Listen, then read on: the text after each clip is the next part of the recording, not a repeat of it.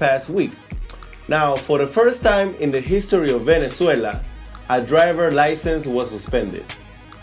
For the first time ever? For the first time in the history of Venezuela. Oh, wow. Police stopped a 41-year-old Ramon Parra for speeding while driving a bus with more passengers than what is legally permitted, and while missing one of the rear wheels. So, maybe they were right in suspending the license of this person. Now, the thing is that the law that was being executed here was introduced in 2008 for the first law meaning that before Venezuela didn't have a law that would allow authorities to suspend someone's driver license, but this law had not been used until now, until 2011. Yeah, it's crazy. And I wonder how many people like in Latin American countries or like that aren't like first world countries, like how many people actually have driver's license? Like it doesn't seem like people actually go through the process of like getting license. Most people aren't they just like driving? They do, Lily. they have to apply for driver license. Well, we know Lily when she goes and travels, she doesn't apply for the driver's license. What? When I'm in trouble, what? No, he says if I ever travel, I'm not gonna apply for it. Yeah, I know that Lily's gonna be one of those drivers. Really? Because I mean, I know like my friends will be like, oh, whenever I go to Mexico, like when they were younger, like 15, 16, like, oh, I would go driving. Yeah. So I mean, like it's not as enforced as it is here. Of course, which is where I'm getting that. I mean, but it gets. Like I know people have driver's license, but I don't feel like it's as enforced as it is here.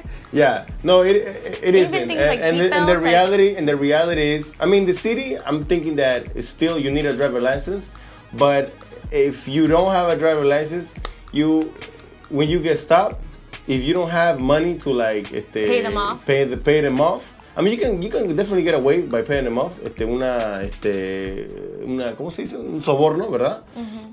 Una coima se dice en Perú, donde yo soy. Pero but then you won't.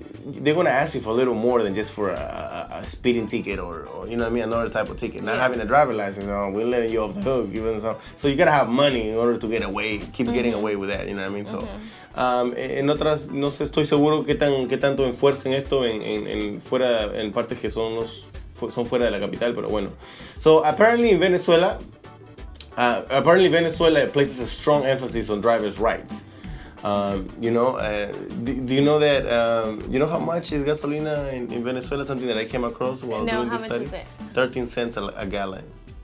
Wow. Isn't that crazy? Yeah, what's the average income in Venezuela too, though? Yeah, I don't know. Actually, I haven't studied that, but that's significant difference. No, pero muchos se confunden con esos los números. How much the gas? Yeah, but you know what's the unemployment rate? I think it's $20 a month for government workers. I did research on that on Monday. Yeah. Yeah. $20 a month, an average government worker. Damn, that's fucking crazy. Yeah, it's too little. But you know what's the unemployment rate in Venezuela? What is it? It's 8%.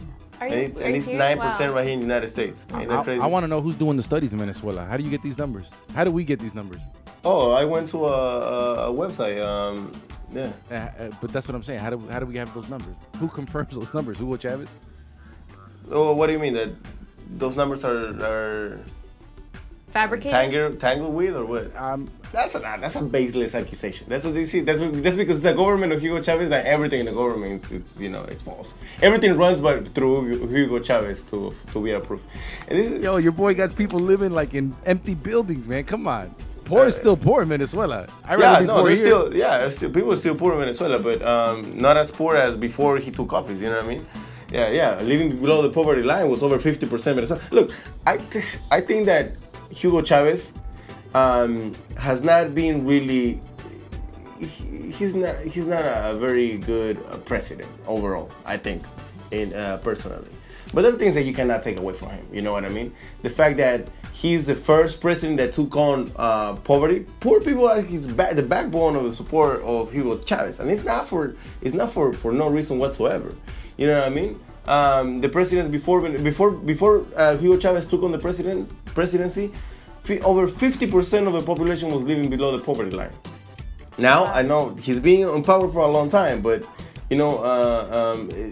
poverty right now it's I think it's a 40, like 30-some% or 40%, but it's still below.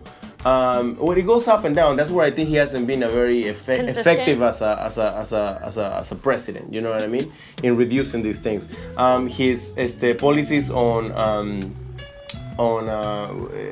expropriation of lands. I think that was a really bad idea. You know what I mean? In terms of taking over companies that were not really producing and or companies that were abandoned. You know, or not companies. I'm sorry, lands that were not really producing. And he did this in order to